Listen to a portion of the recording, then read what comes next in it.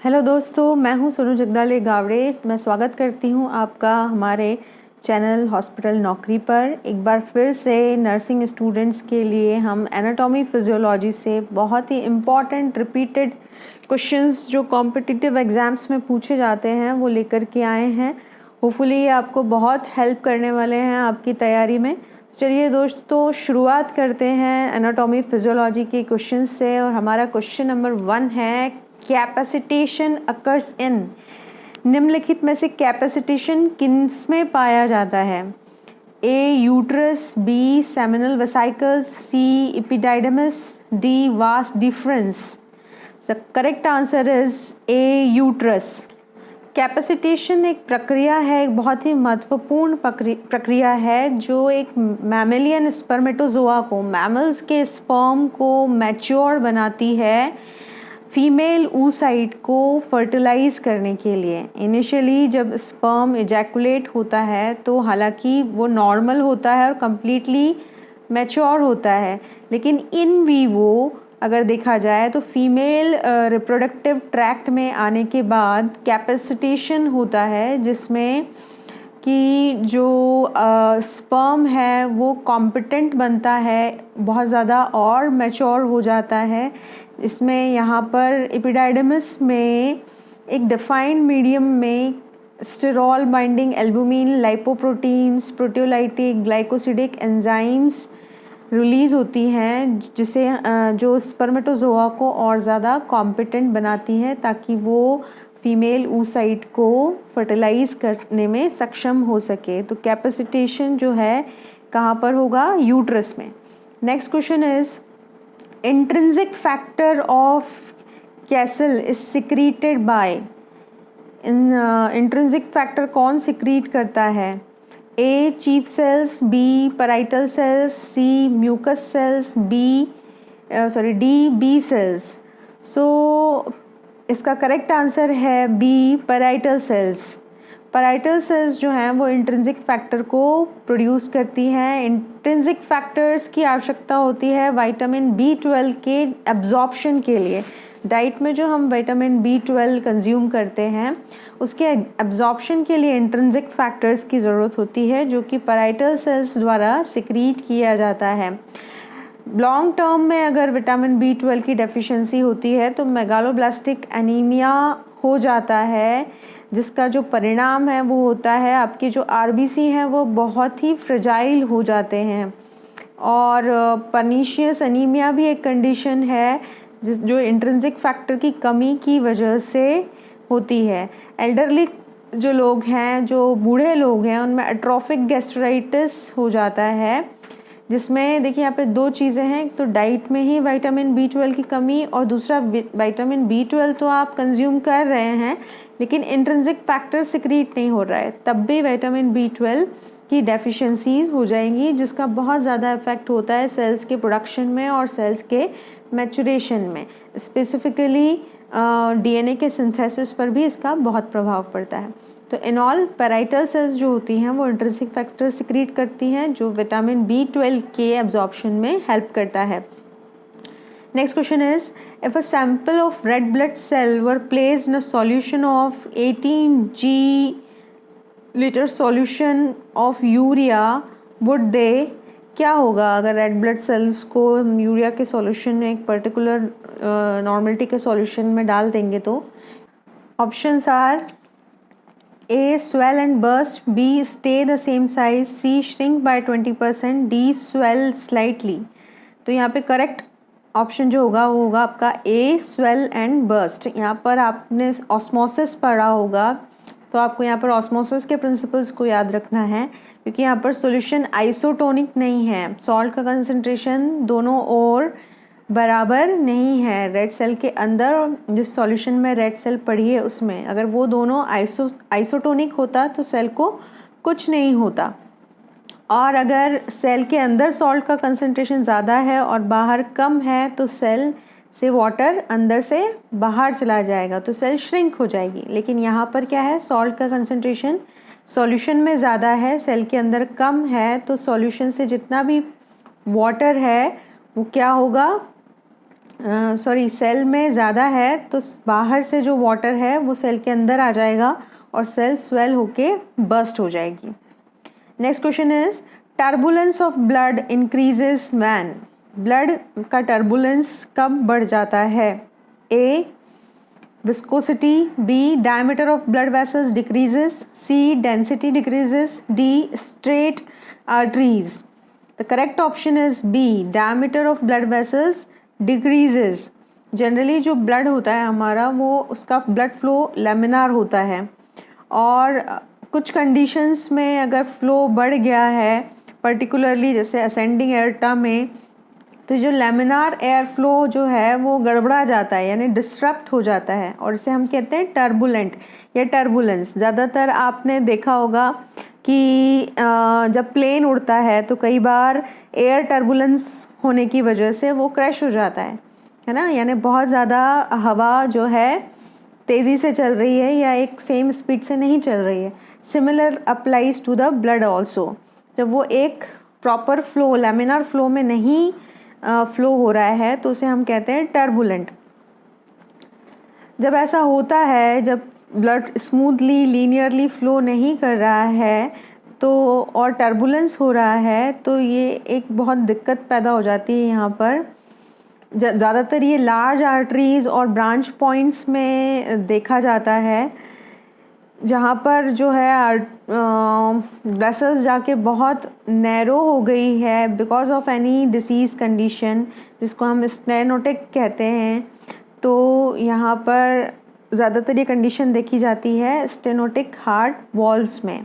Correct option is जब blood vessels का diameter narrow हो जाता है या डिक्रीज़ हो जाता है तो वहाँ पर ब्लड का टर्बुलेंस बढ़ जाता है। Next question is inhibin is secreted by A. ovarian follicle, B. stroma, C. surface epithelium of ovary, D. corpus luteum.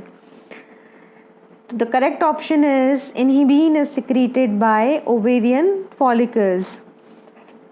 Inhibin is actually एक हार्मोन है जो वुमेन ओवरीज में पाया जाता है।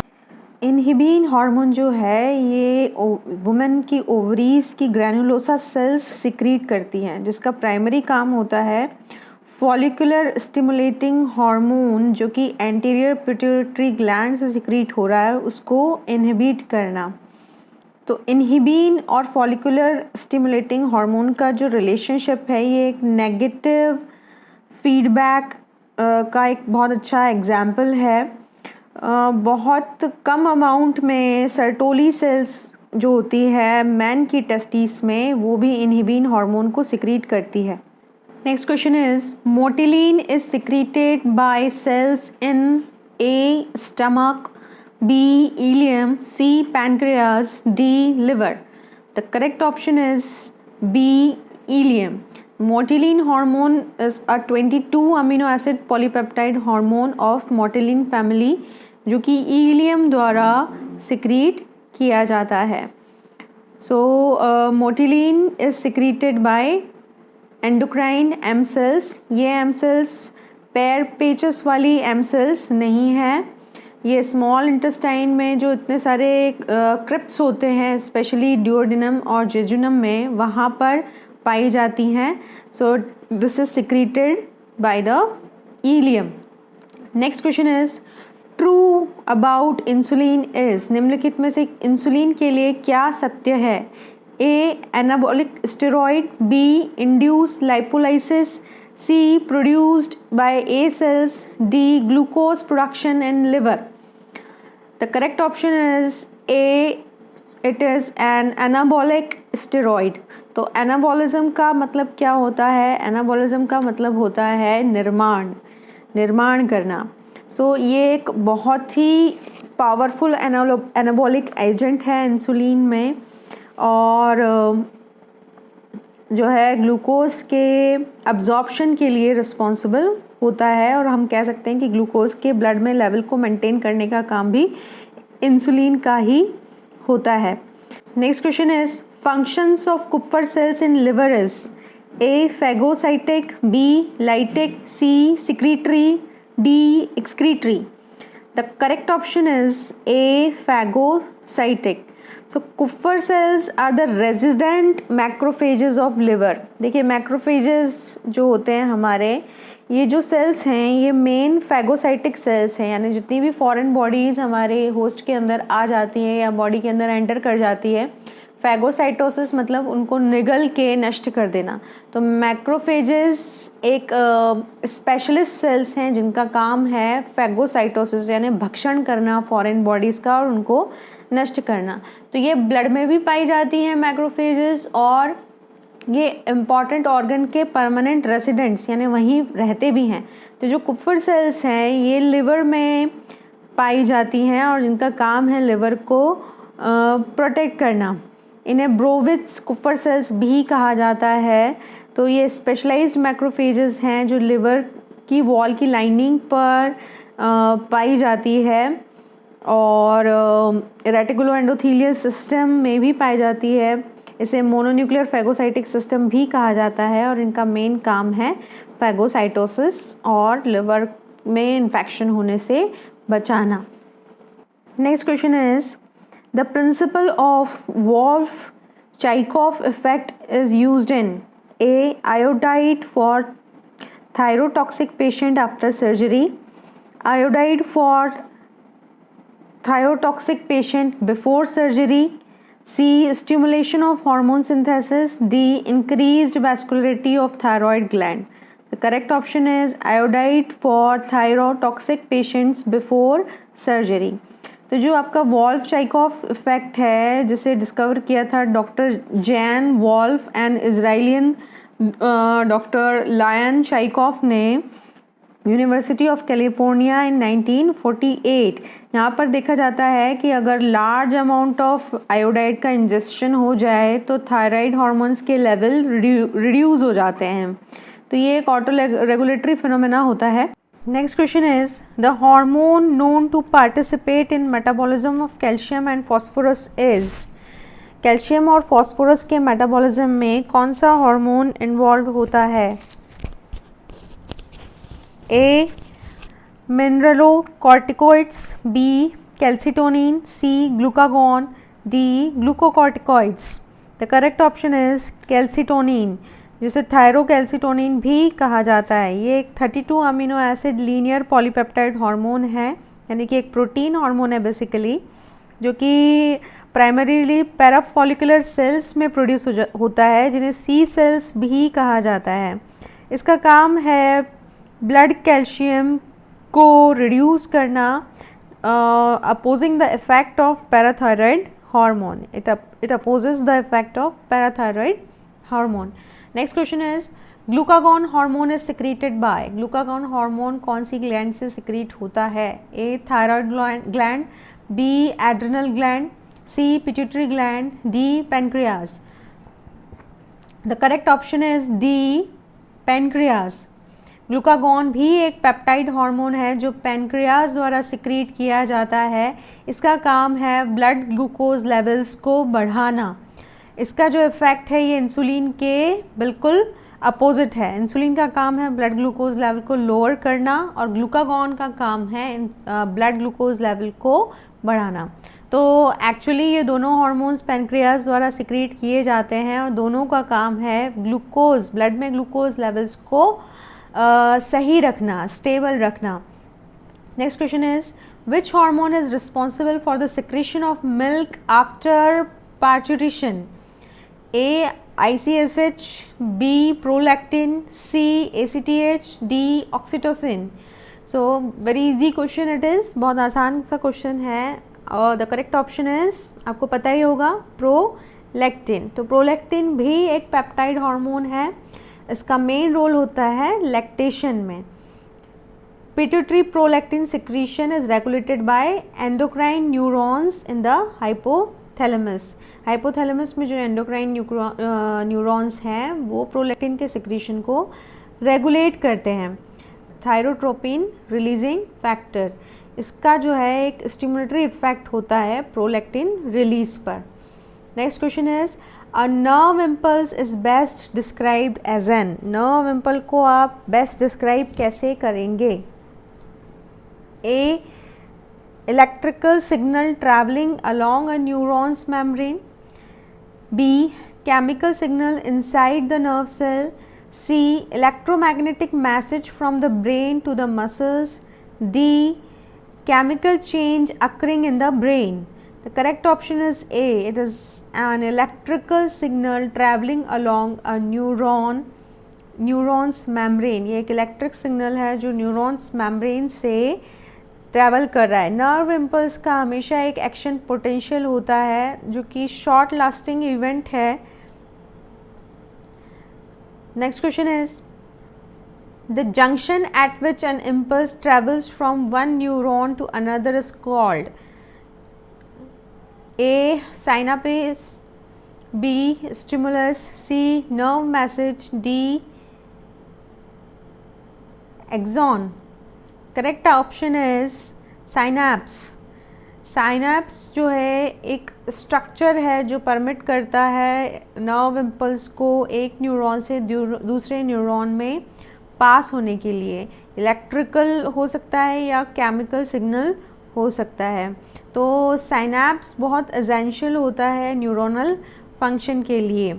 न्यूरॉन्स स्पेशलाइज्ड सेल्स हैं जो सिग्नल को पास करते हैं टारगेट सेल्स तक, और साइनैप्स का मतलब होता है जो प्लाज्मा मेम्ब्रेन है जहाँ से सिग्नल पास हो रहा है न्यूरॉन से, जिसे हम प्री साइनेप्टिक न्यूरॉन कहते हैं। It is present in close apposition with the membrane of the target cell. Next question is the site of production of cholecystokinin and secretin is the A stomach, B pancreas, C small intestine, D large intestine. The correct option is C small intestine. तो small intestine जो place है वहाँ पर mostly सबसे ज़्यादा digestion होता है। बहुत सारी जो डाइजेस्टिव एंजाइम्स होती हैं जो पेनक्रियाज द्वारा सिक्रीट की जाती हैं, ये स्मॉल इंटेस्टाइन में आ जाती हैं through the pancreatic ducts.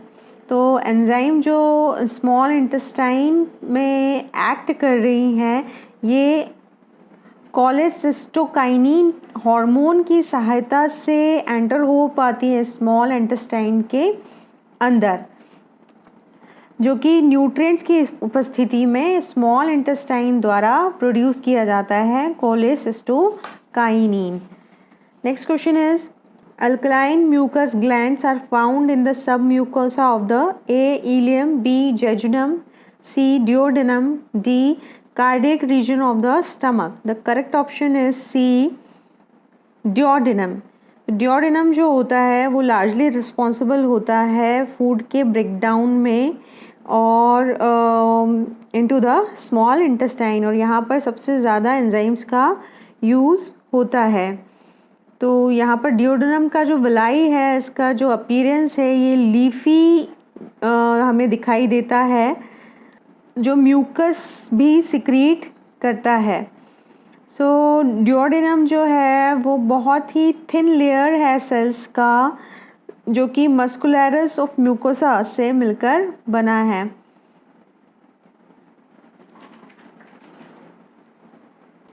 Next question is the testosterone producing cells of the testes are called. Testes की टेस्टोस्टेरोन प्रोड्यूसिंग सेल्स को क्या कहा जाता है? A Sertoli cells, B granulosa cells, C spermatogonia, D Leydig cells. The correct option is D Leydig sales.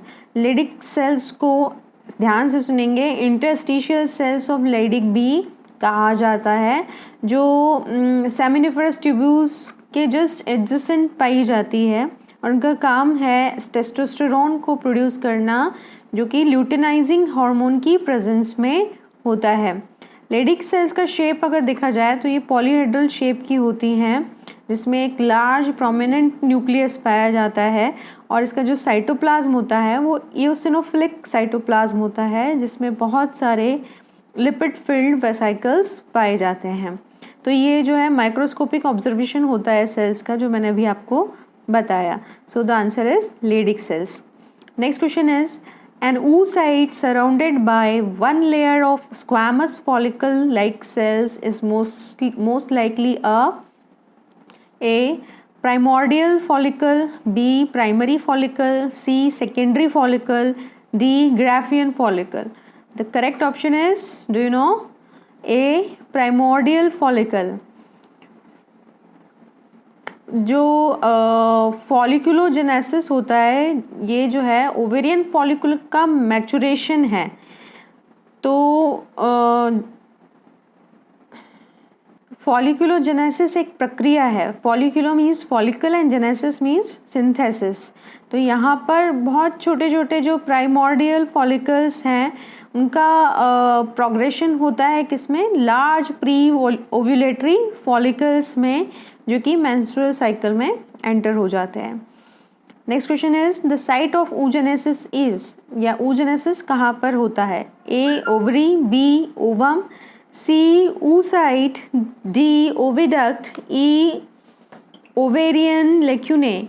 The correct option is A ovary. oogenesis is occurs in ovary. oogenesis का मतलब है the process in which female cells or female egg cells or oocytes develop to create ovum or egg cells. तो एक प्रक्रिया है जिसमें oocytes का development किस में होता है? ओवम में या egg cells में. इसकी बेसिकली 3 स्टेप्स हैं. oogoonium से primary oocyte, secondary oocyte and finally ovum. तो इस पूरी प्रक्रिया को हम oogenesis कहते हैं, जो कि फीमेल ओवरीज में होती है. Next question is, spermatogenesis begins in the A epididymis, B uterine horn, C rete testis, D seminiferous tubules, E seminal vesicles. तो स्पर्मेटोजेनेसिस बिगिन कहाँ पे होता है?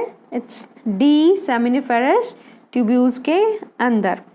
Next question is, 7.0 is the normal pH of the 7.0 जो कि एक normal pH है किसका होता है? Blood in the renal artery, B blood in the testicular vein, C urine, D fluid within a typical cell. The correct option is fluid within a typical cell. तो generally जो cytosol या cytoplasm है वो 70% जो total volume है वो water है, और इसका जो इंट्रासेलुलर फ्लूइड का पीएच है, intracellular means inside the cell, इसका पीएच नॉर्मल ही होता है which is around 7.0 to 7.4.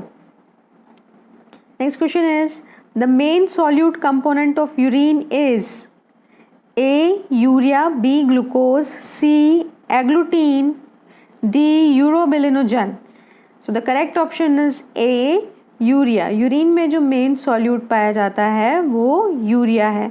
Urine actually एक एक्वस सॉल्यूशन है जिसमें 95% जो होता है वो वाटर होता है, और बचे हुए जो कॉन्स्टिट्यूएंट्स हैं उनमें डिक्रीजिंग ऑर्डर में देखें तो urea 9.3 grams per litre, chloride 1.8 grams per litre, then sodium, potassium, creatinine, और इसके अलावा other dissolved inorganic and organic ions पाए जाते हैं. Next question is, fibrous pericardium is attached to A central tendon, B right crus, C left crus, D pleura. The correct option is A central tendon. तो जो fibrous pericardium होता है ये dense connective tissues से बना होता है, तो ये हार्ट को प्रोटेक्ट करता है सडन ओवरफिलिंग से. Next question is, pre auricular sinus is formed due to. Pre auricular sinus कैसे बनता है? A improper fusion of auricular tubercles, B persistent opening of first branchial arch, C degeneration of auricular tubercles, D none of these. The correct option is A improper fusion of auricular tubercles. जो pre auricular cyanosis है ये एक बहुत ही common congenital malformation है, यानी जन्म से होने वाली जो मालफॉर्मेशन है वो है. और यहाँ पर ये इनहेरिटेड डिसऑर्डर है जो कि एक इनकम्प्लीट ऑटोसोमल डोमिनेंट पैटर्न को रिप्रेजेंट करता है। Next question is the force that water exert on a system is referred to as, किसी सिस्टम पे जो वाटर की वजह से फोर्स पड़ता है उसे हम क्या कहते हैं? A hydrophilic pressure, B hydrostatic pressure, C atmospheric pressure, D osmotic pressure. The correct option is hydrostatic pressure. Next question is the transportation of heat in the body is mainly a property of the dash it contains. A food, B oxygen, C water, D pressure. The correct option is C water. Water की कुछ special properties होती है जो इसकी polarity की वजह से यानी चार्ज की वजह से होती है, जो पार्शियल पॉजिटिव और नेगेटिव चार्जेस होते हैं H+ एंड OH-, इसको हम वाटर की पोलैरिटी कहते हैं, जिसकी वजह से हीट का ट्रांसपोर्ट होता है। और प्रेशर एक फोर्स है जो वाटर के मूवमेंट को और ब्लड के फ्लो को रिप्रेजेंट करता है। Next question is the following is an example of homeostatic event. निम्नलिखित में से कौन सा एक होम्योस्टेटिक इवेंट है? A sweating during a test, B shivering when it is cold, C developing a headache, D muscle strain. The correct option is shivering when it is cold, कपकपाना ठंड में। तो शिवरिंग से क्या होता है? एक ये एक अटैम्प्ट है बॉडी के टेम्परेचर को इंक्रीज़ करने का, क्योंकि यहाँ पे मसल कॉन्ट्रैक्शन होता है जो कि हीट का एक मेजर सोर्स है। बाकी सारे एग्जाम्पल्स जो हैं वो अबनॉर्मल है, ये कोई नॉर्मल होम्योस्टैटिक इवेंट्स नहीं है, बी को छोड़ करके। Next question is the following are examples of homeostatic parameters और body values except which one. निम्नलिखित में से सभी जो हैं वो होम्योस्टैटिक पैरामीटर्स पर खरे उतरते हैं, बट कौन सा नहीं? A heart rate, B blood pressure, C blood glucose levels, D insulin production. The correct option is A heart rate. Body जो है वो हार्ट रेट को स्टेबल मेंटेन नहीं कर सकती है, क्योंकि जो हार्ट रेट है वो गिरता है और राइज होता है बॉडी की डिमांड्स के अकॉर्डिंग। कुछ अदर फैक्टर्स होते हैं जो हार्ट रेट को रेगुलेट करते हैं। Next question is Hormones are chemicals of the dash system that affect target areas. तो hormones कौन से सिस्टम के केमिकल्स हैं? A cardiovascular, B endocrine, C exocrine, D nervous. The correct option is, do you know? B endocrine. Hormones are the chemicals और हम इसको endocrine chemicals भी कहते हैं जो internally blood में secrete होते हैं और सीधे जाके टारगेट सेल या टारगेट ऑर्गन को प्रभावित करते हैं। Next question is in walking the hip bone of the suspended leg is raised by which of the following muscles acting on the supported side of the body? A gluteus maximus, B gluteus medius, C obturator internus, D quadratus femoris. The correct option is B gluteus medius. Next question is the total volume of CSF is A 50 ml, B 100 ml, C 150 ml, D 275 ml. The correct option is C, it is 150 ml. CSF जो होता है उसमें approximately 0.3% plasma proteins होते हैं, 15 to 40 mg per DL के बराबर हैं। तो सैंपल आपने कहाँ से लिया है इस पर डिपेंड करता है ये। तो लगभग 500 ml per day CSF produce होता है सब एरिकनॉइड स्पेसेस में, ब्रेन की और स्पाइनल कॉर्ड की में लगभग 135 से 150 ml ही प्रेजेंट होता है। जो लार्ज अमाउंट ऑफ CSF होता है वो ब्लड में ड्रेन कर दिया जाता है through arachnoid granulation in the superior sagittal sinus. तो जो टोटल टर्नओवर है CSF का वो 3.7 टाइम्स अ डे है। Next question is Mitral cells are present in A. kidney, B. mitral valve, C. olfactory tract, D. optic nerve. The correct option is C. olfactory tract. तो mitral sales जो होती हैं ये olfactory system के neurons हैं जो कि mammalian central nervous system के ऑल्फैक्टरी बल्ब में लोकेटेड होते हैं. Next question is shotgun perineum is acquired condition in males, acquired condition in females, congenital condition in female, congenital condition in males. Correct option is congenital condition in female. Shotgun perineum को medical slang है, ये एक congenital abnormality के लिए जो कुछ women में देखी जाती है जहाँ पर वजाइना और एनस जो है वो साइड बाय साइड अपीयर होते हैं जैसे कि शॉटगन वुंड की तरह. Next question is A 59 years old man complains of recurrent attacks of pain in the region of a left shoulder radiating to sternum and pit of stomach. The attacks of pain came at lengthy intervals until the last 2 days when it became continuous. The physician diagnosed it as angina pectoris inferior. In this case, the pain pathway from the heart is carried by किसके द्वारा carry किया जाता है? A. superior cervical cardiac nerve, B. middle and inferior cervical cardiac nerve, C. thoracic splanchnic nerve, D. vagus nerve.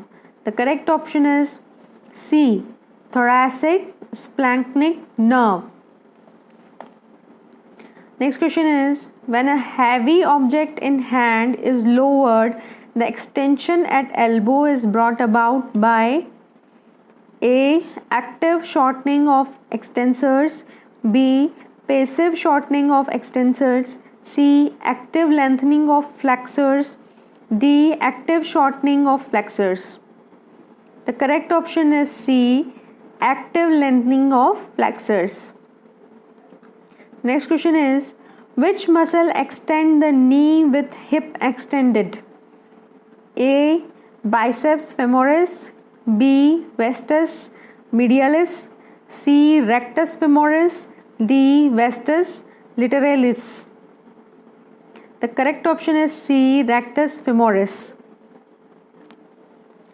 Next question is referred pain from ureteric colic is felt in the groin due to the involvement of the following nerve: A. subcostal, B.